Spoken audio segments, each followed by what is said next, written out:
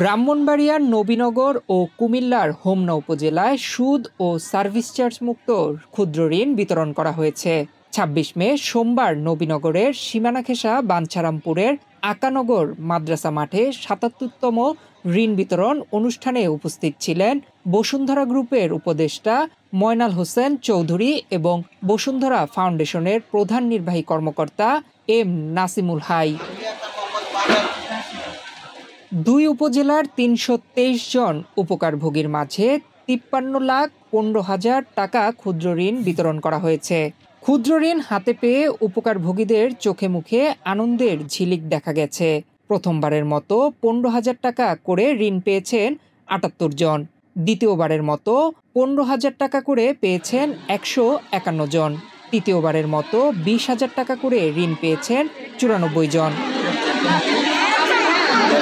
উপকারভোগীদের উদ্দেশ্যে M Nasimul high বলেন, সুদ ও সার্ভিস চার্জ মুক্ত ক্ষুদ্র ঋণ বিতরণ পৃথিবীর ইতিহাসে বিরল। দেশের শীর্ষস্থানীয় শিল্পগোষ্ঠী বসুন্ধরা গ্রুপ সেই কাজটি করছে। দরিদ্র পরিবারের নারীদের স্বাবলম্বী করতে সুদ ও সার্ভিস চার্জ মুক্ত ক্ষুদ্র ঋণ বিতরণ করছে। অবশ্যই সেটা নিয়ে আপনাদের কাজে লাগাবেন। আপনারা নিশ্চয়ই কোনো একটা উদ্দেশ্য দিচ্ছেন, যে উদ্দেশ্যের কথা আপনারা আমাদেরকে জানিয়েছেন, সেই উদ্দেশ্যেই কিন্তু আমরা সন্তুষ্ট হয়েছি যে আপনারা এটা নিয়ে কাজে লাগাবেন। কিন্তু আপনারা যদি বাস্তবে কাজে না লাগান তাহলে কিন্তু পরবর্তীতে আমাদের এইরকম কর্মসূচি চালাতে কিন্তু অসুবিধা হবে। আপনারা জানেন বসুন্ধরা গ্রুপ এই বসুন্ধরা ফাউন্ডেশনের মূল উদ্যোক্তা আমাদের চেয়ারম্যান, সম্মানিত চেয়ারম্যান যারা আহমেদ আকবর প্রধান, এই গ্রামের এই এলাকারই মানুষ। তিনি চিন্তা করেছেন যে যদি এই আপনাদের এলাকার উন্নয়ন করা যায় তাহলে কিন্তু দেশের একটা অঞ্চল থেকে যদি উন্নত করা যায় তাহলে দেশের জন্য একটা বড় উন্নতি হবে। ময়নাল হোসেন চৌধুরী বলেন, বসুন্ধরা ফাউন্ডেশনের এই ক্ষুদ্র ঋণ নিয়ে আপনারা সৎভাবে ব্যয় করবেন, নিজেরা স্বাবলম্বী হবেন এবং সন্তানকে সুশিক্ষায় শিক্ষিত করবেন।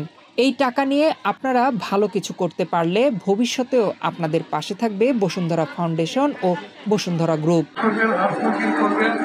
মাছ ধরার করবেন, যত রকমের কৃষি কাজ করবেন, হাঁস মুরগি গরু ছাগল যত কিছু আছে, কোনোতে আমাদের কোনো আপত্তি নেই।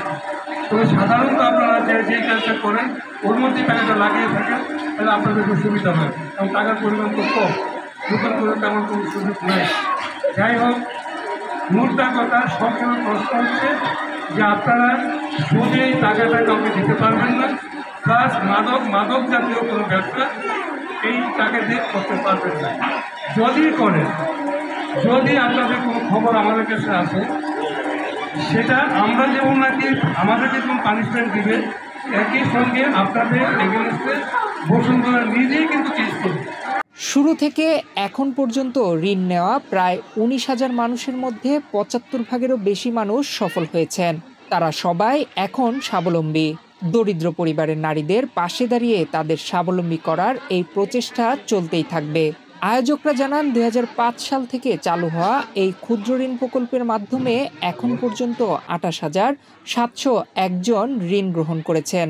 এখন পর্যন্ত ২৮,৪,৭০,৫০০ টাকা বিতরণ করা হয়েছে। নয়ন বিশ্বাস, বাংলাদেশ প্রতিদিন।